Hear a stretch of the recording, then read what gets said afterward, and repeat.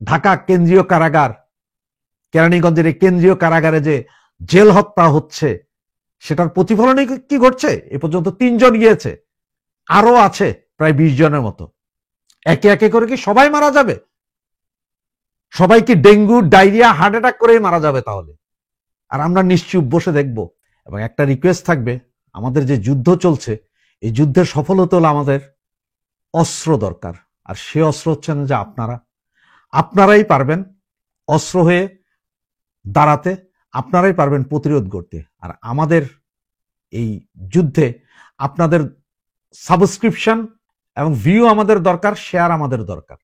কারণ আপনারা যত বেশি শেয়ার করবেন, যত বেশি সাবস্ক্রাইব করবেন, তত বেশি লোক শুনবে। আমাদের এক একটা চ্যানেল 1 থেকে 1.5 লাখ 2 লাখ হওয়া উচিত। সেটাই আশা করব আপনারা সকলেই সাবস্ক্রাইব করবেন। তো আজকে এই মুহূর্তে আপনারা থাম্বনেল দেখেছেন যে আমি নুরুল মজিদ হুমায়ুন এবং তোফায়েল আহমদ ভাইয়ের ছবি দিয়ে লিখেছিলাম, হত্যা স্বাভাবিক মৃত্যু, এরপরে কে? গত 5ই আগস্ট আওয়ামী লীগ সরকারকে হটিয়ে যে ইউনিসীয় বাহিনী ক্ষমতায় এসেছেন, এরপরেই শুরু হয় আসলে জেল হত্যাকাণ্ডের তাণ্ডব। সেখানে সর্বপ্রথম শহীদ হন বগুড়ায় 4 জন আওয়ামী লীগ নেতা, রংপুরে 3 জন। এছাড়াও বাংলাদেশের বিভিন্ন কারাগারে আওয়ামী লীগ, ছাত্রলীগ, যুবলীগের জেলা, থানা, ওয়ার্ড পর্যায়ের নেতাদেরকে প্রচন্ড অত্যাচার করেই হাসপাতালে না নিয়ে গিয়ে জেলখানার ভেতরে হত্যা করা হয়।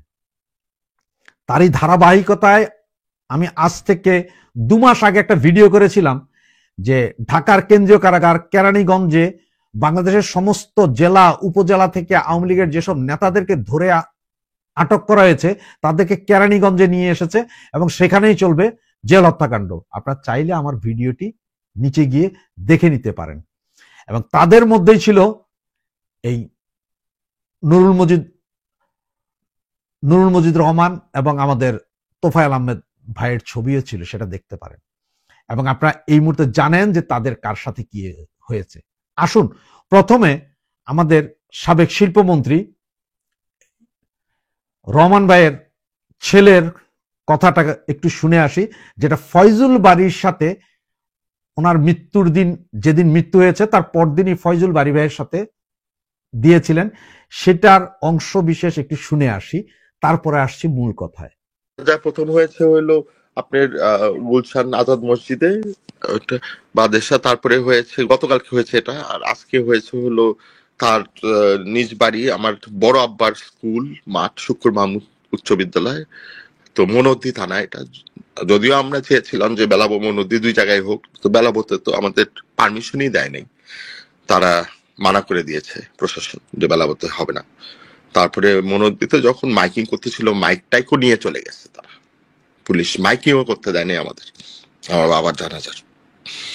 তো তার দাদার স্কুল যেটা শুক্র মাহমুদ উচ্চ আপনার নুরুল মজিদ রহমানের সাহেবের ছেলের, আমাদের নেতার ছেলের ভিডিও বার্তাটি শুনলেন, কিভাবে জানাজা হতে দেয়নি, কিভাবে বাধা প্রদান করেছে, কিভাবে কি করেছে, এমন কি চিকিৎসার ক্ষেত্রে কি ব্যর্থতা দেখিয়েছে এই সরকার। আপনি এগুলো নিজেরাই শুনলেন ওনার ছেলের মুখ থেকে। আর তোফায়েল ভাইয়ের এটাতে আপনাদের গতকালকের ভিডিওতেই বলেছি আমি যে উনি ক্লিনিক্যালি ডেথ, মানে লাইফ সাপোর্ট বলতে ক্লিনিক্যালি ডেথ। লাইফ সাপোর্ট থেকে আজ পর্যন্ত কেউ উঠে আসেনি। লাইফ সাপোর্টটা দিয়ে রাখা হয়, 24 ঘন্টা পরে এটা ক্লিনিক্যালি ডেথ হয় আসলে। এবং যেটা করা হচ্ছে এখন, বলা হচ্ছে যে ওনার জানাজা ভোলাতে হতে পারবে না। ভোলাতে হইলে হয়তো লোক সমাগম হবে, প্রচুর লোক হবে, এই জন্য এই ভয় যে ঢাকা শহরে বনানীতে কবর দিতে হবে খুব দ্রুততার সময়ে। এবং ঢাকা শহরে যেহেতু মব কালচার চলছে, কোনো আওয়ামী লীগ নেতা, কোনো আওয়ামী লীগ কর্মী, কেউ সাধারণ মানুষও জানাজায় যাবে না, এটা সরকার জানে। যার কারণে ঢাকাতে করতে বাধ্য করা হচ্ছে। যার কারণে ওনার সন্তান, একমাত্র মেয়ে, উনিও লাশ গ্রহণ করতে চাচ্ছেন না। এবং ওনার বড় ভাইয়ের যে 2 জন, একজন ছেলে এবং একজন মেয়েকে যিনি উনি দত্তক নিয়েছিলেন, সেই ছেলেটাকেও গত 3 দিন আগ থেকে পুলিশ মিথ্যা মামলায় কারা অন্তরীণ করে রেখেছেন।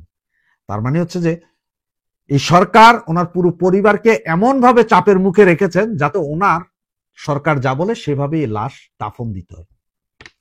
এখন আসুন ছোট্ট করে একটা জিনিস জানি, এই যে আমাদের নুরুল মজিদ, আমাদের সাবেক শিল্প ও বাণিজ্য মন্ত্রী, শিল্পমন্ত্রী, ওনাকে মৃত্যুর পরে ওনার লাশের উপরে আপনার হাতকড়া পরানো ছিল।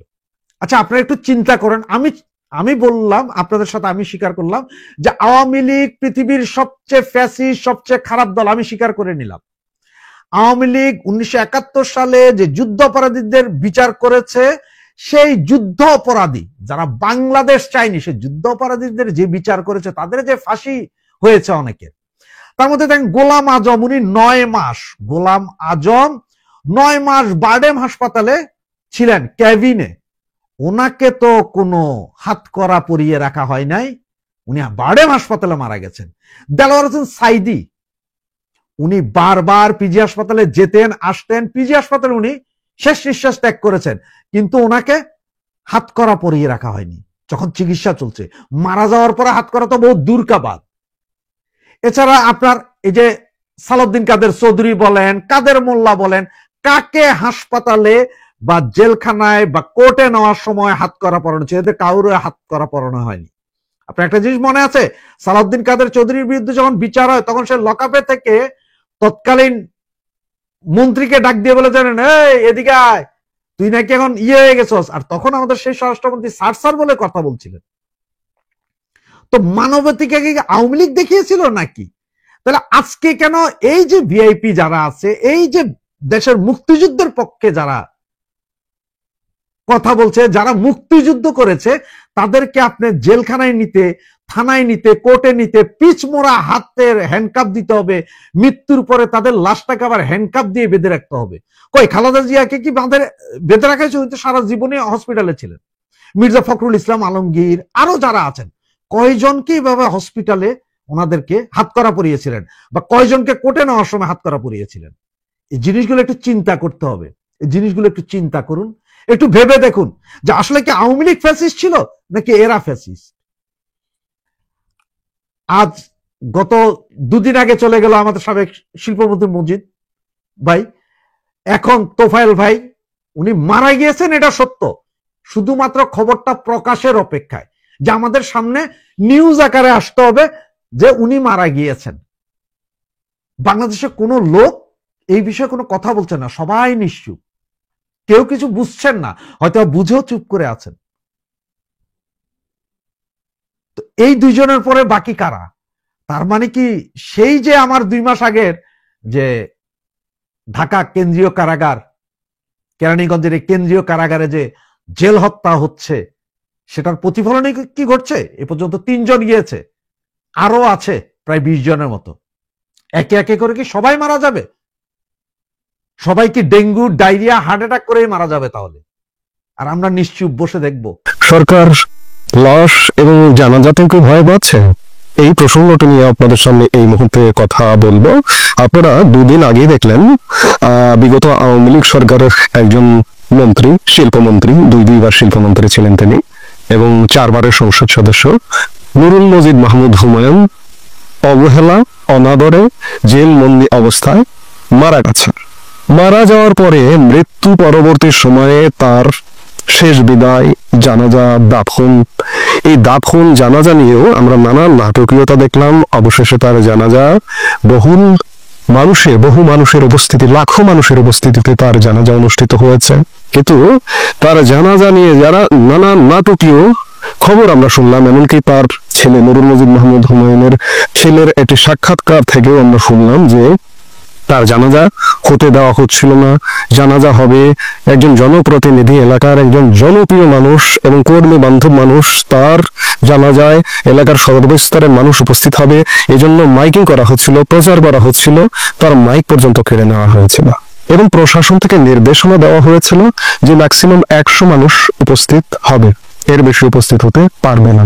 নানা রকম প্রোটেকশন, সোজা কথা। তার নির্বাচনী এলাকা দুটো থানা নিয়ে, এক থানায় তো তার জানাজা হতেই দেওয়া হয়নি, এক থানায় জানাজা হয়েছে, কিন্তু সেখানে প্রশাসনের বাধা দেওয়া, মাইক কেড়ে নেওয়া, জানাজা রেস্ট্রিকশন করে দেওয়া এবং জানাজা হওয়ার সাথে সাথে মানুষকে চলে যেতে বলা, তারপরেও সেই জানাজায় লাখো মানুষের উপস্থিতি। এটি প্রমাণ করে যে আওয়ামী লীগই জনগণের দল, আওয়ামী লীগ আছে, আওয়ামী লীগ থাকবে এবং আওয়ামী লীগ আগামীতে আরো শক্তভাবে আসবে, সেটি প্রমাণ করে দিয়েছে ইতিমধ্যে। এর মধ্যে আরেকটি খবর গতকাল থেকে চাউর হয়েছে যে বাংলাদেশের রাজনীতির একজন প্রবাদ পুরুষ, কিংবদন্তি তুল্য মানুষ, যিনি আপনারা সবাই জানেন এখন হাসপাতালে মূর্ছ অবস্থায় লাইফ সাপোর্টে আছে, এক প্রকার জীবন মৃত্যুর সন্ধিক্ষণে, কিংবা তিনি মারা গেছেন, যেটি হাসপাতাল থেকে প্রকাশ করা হচ্ছে না, তিনি হচ্ছেন তোফায়েল আহমেদ। এই তোফায়েল আহমেদের নামের সঙ্গে আগে পিছনে কিচ্ছু বলার দরকার নেই, তিনি গিয়ে আপনারা সবাই জানেন। বাংলাদেশের রাজনীতিকে লিখতে হলে, রাজনীতির ইতিহাস লিখতে হলে, কয়েকজন মানুষের নাম লিখতে হলে তোফায়েল আহমেদের নামও লিখতে হবে। সেই মানুষের মৃত্যু নিয়ে একটা ধোঁয়াশা চলছে। সরকার এবং পরিবার এমনকি আওয়ামী লীগ, বাংলাদেশ আওয়ামী লীগের পেজ থেকেও একটি পোর্টাল বা একটা ফেসবুক পেজের বিষয় শেয়ার করা হয়েছে আওয়ামী লীগের পেজ থেকে, যে তোফায়েল আহমেদের দাফন ভোলায় নাকি বনানীতে, সরকারি চাপে, সিদ্ধান্তহীনতায় পরিবার, হাসপাতালে লাইফ সাপোর্টে বর্ষিয়ান রাজনীতিবিদ, দাফনের সিদ্ধান্ত নিয়ে ধোঁয়াশা। বর্ষিয়ান রাজনীতিবিদ ও সাবেক মন্ত্রী তোফায়েল আহমেদের নিথর দেহ রাজধানীর স্কয়ার হাসপাতালে লাইফ সাপোর্টে রাখা হয়েছে। হাসপাতাল সূত্র তার মৃত্যুর খবর নিশ্চিত করলেও পরিবারের সিদ্ধান্তহীনতার কারণে লাইফ সাপোর্ট সরানো সম্ভব হচ্ছে না। অভিযোগ উঠেছে সরকারের পক্ষ থেকে তার জানাজা ও দাফন নিজ জেলা ভোলাই করার বিষয়ে প্রবল চাপ প্রয়োগ করা হচ্ছে, যা নিয়ে পরিবার এবং তার দেখভালের দায়িত্বে থাকা ব্যক্তিরা চরম বিপাকে পড়েছে।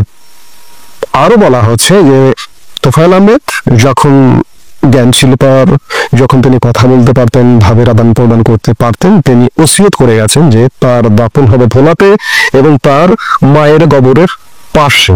কিন্তু সরকারের সাথে টানাপোড়েন শুরু হয়ে গেছে, যে সরকার বলছে বনানী কবরস্থানে দাফন তোফায়েল আহমেদকে ভোলায় নিয়ে যাওয়া হবে না, কিংবা তার জানাজা সীমিত করতে হবে, জানাজায় বেশি লোকজন আসতে পারবে না। আপনি চিন্তা করুন যে আজকে বাংলাদেশে এমন একটি সরকার ক্ষমতায় বসে আছে, জানাজাকে ভয় পাচ্ছে, আওয়ামী লীগের মৃত নেতাদেরকে ভয় পাচ্ছে। মৃত নেতাদের জানাজায় উপস্থিত হতে গেলে নানা রকম বাধা, প্রোটেকশন দেওয়া হচ্ছে, প্রোটেক্ট করা হচ্ছে, যার দরুন মানুষ উপস্থিত যাতে না হতে পারে। কিন্তু সাম্প্রতিক সময়ে আমরা কয়েকজন আওয়ামী লীগ নেতার জানাজায় দেখলাম যে বাদ ভাঙা মানুষ, লাখো লাখো মানুষ জানাজায় উপস্থিত হয়েছে। সর্বশেষ নুরুল মজিদ মাহমুদ হুমায়ুনের জানাজায় মাসখানেক আগে, 1-2 মাস আগে হবে, সেটি হচ্ছে চুয়াডাঙ্গার একজন আওয়ামী লীগ নেতা, সাবেক হুইপ সেলিম জুয়ারদারের জানাজায় আমরা লাখো মানুষের উপস্থিতি দেখলাম।